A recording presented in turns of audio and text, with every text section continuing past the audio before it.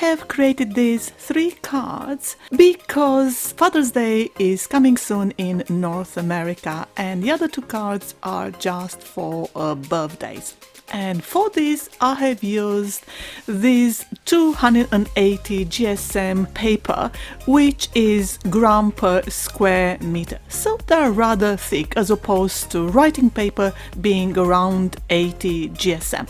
And the inside pages for these cards are 180 GSM, as you are going to see soon. So I cut the cards to the shape I wanted in order to all fit in the box I'm going to send them in. I scored them as you saw earlier on, and now I am going to start working on the 3 carton pages which are going to be on top of the cards. These are the inside pages which are going to be cut using die cuts. I showed you earlier on using a die cutting machine. And on top of the pages here, I'm using this gorgeous graphite paste together with stencils I purchased in North America because everything is so much cheaper there.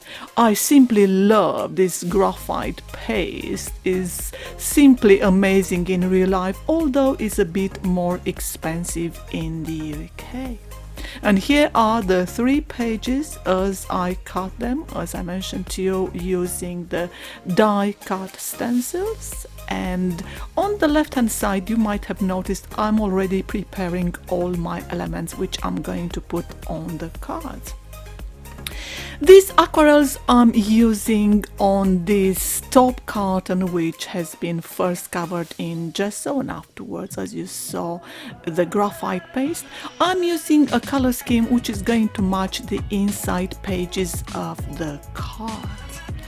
And the aquarels were purchased from Poundland. I paid only £1. Poundland is equivalent Dollarama, Dollar Tree as you find in North America.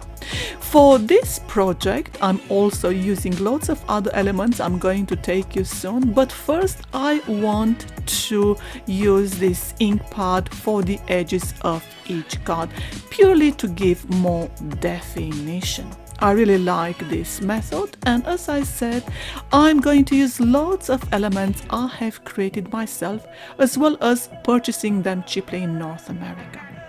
I always put some type of fabric on my cards because the elements tend to adhere much easier on these cards. And for example, here you are seeing the carton in a frame which I designed myself, and that chipboard I purchased it in Canada.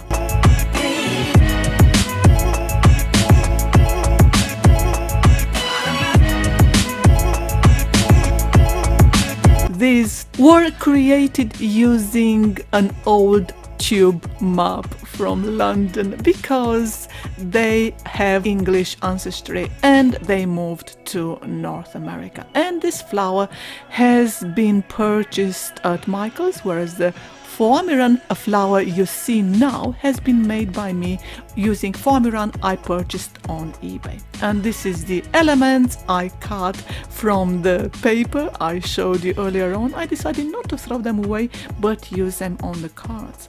I'm also using plastic, chipboard, paper, feathers. I all purchased from the very cheap Dollar Tree, Dollarama shops in North America. And I'm going to raise my elements using that sponge, which is a remnant from the inside shoe you use if your shoes are too big.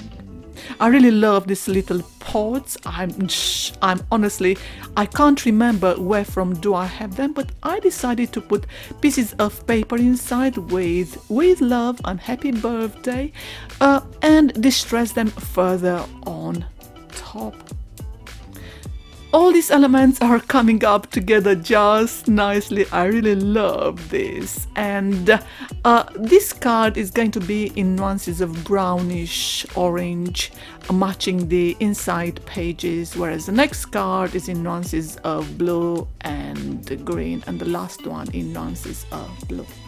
I also added feathers, as you can see here. These feathers, I purchased them from Poundland in Hammersmith in London, whereas the other feathers you are going to see later on, I purchased them from Canada, from one of the Dollarama or Dollar Tree. I have forgotten completely. There are so many shops and they are so much cheaper than here in the UK.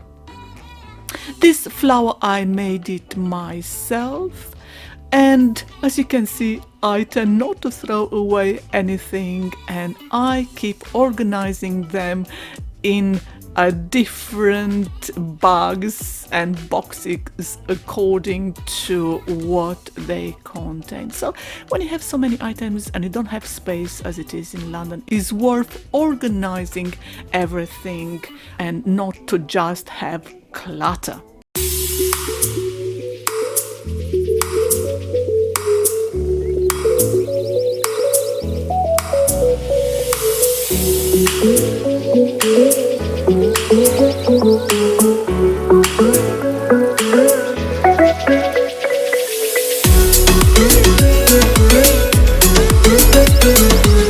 These brown leaves you see here were purchased from Create and Craft some 10 years ago. It was part of a very good deal. That coffee sign you see there on the right hand side, I thought that is very nice. I purchased it from Canada, and this person, the card is going to be sent to, loves coffee. So inside I'm going to put a personalized Timmy's coffee. Tim Horton is a well-known brand in Canada, and he keeps going for a cuppa all the time. So I thought that he might understand our sense of humor. These flowers were also purchased from Poundland and Hammersmith. They are going to distressed further later on. I paid only £1 for the flowers, and these sentiments I like creating myself, and I use them so many times in my previous projects you saw in the past. Of course, they're going to be mounted on carton, which I keep saving, and I'm going to also apply this jute besides all the other elements I used, whether paper or plastic or anything else. And I think the cards are coming up just nicely. These metal elements, which I purchased on eBay some time ago, they're a bit more expensive, and I purchased them again in a pack to be value for money. But as I said, everything in the UK is much more expensive than in North America. No wonder up to 2019, when I used to travel all the time, at least twice per year, traveling at least 2,000 miles every single time, going all over United States and Canada, I used to purchase this kind of stuff and bring them to the UK. I'm distressing further everything using the pigment ink and embossing powder, and of course the embossing powder will have to be glued using the heat tool, as you are going to see pretty soon. These I purchased in the UK on eBay, and it's very important to pay attention to what you are buying, because sometimes you purchase so much stuff and it's not good quality, so the powder, everything just flies around. So pay attention where you are buying your elements, otherwise you are going to see no result.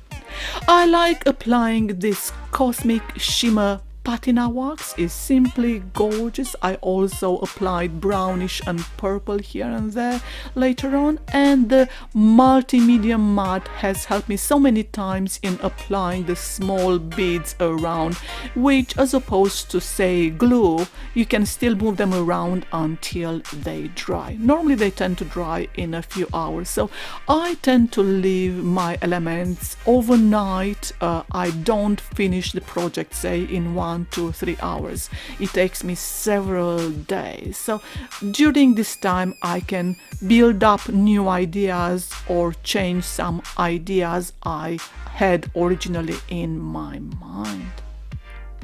Well, there you have it. You're going to see next all the other elements I'm going to add to my project. Of course, even men deserve glitter, so everything will end with gluing everything and adding some glitter to my project. I know they really enjoy my cards because apparently in Canada the cards are not as humorous and diversified as we have got here in the UK. There are some great cards we have got here, but they are not as diverse of the personalized mixed media cards which I make myself, and you see so many examples online. As ever, I hope this inspired you too in creating something similar. Thank you for watching and have a very nice day. Bye!